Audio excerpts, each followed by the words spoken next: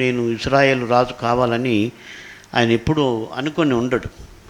And there is no way, no chance at all.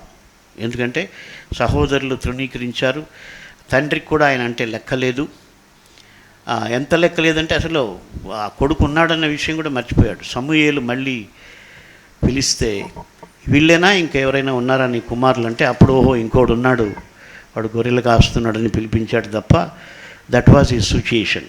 అంటే ఏంటంటే ఈ was a neglected human being, ఒక రకంగా చెప్పాలంటే డెస్పైజ్డ్ హ్యూమన్ బీయింగ్, తృణీకరించబడినటువంటి వాడు. అయితే దేవుడు ఆయన ఎందుకు సెలెక్ట్ చేసుకున్నాడంటే హీ వాజ్ క్వైట్ హ్యాపీ. అప్పుడే ఆయన రాసిన కీర్తన అదే కదా, యెహోవా నా కాపరి నాకు లేమి కలగదు. He was happy with that position. He was not disappointed.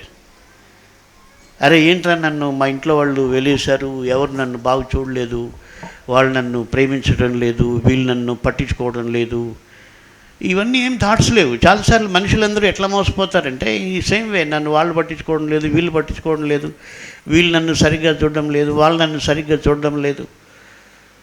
No, నువ్వు దేవునితో రైట్ రిలేషన్షిప్ ఉంటే you don't bother about anything at all.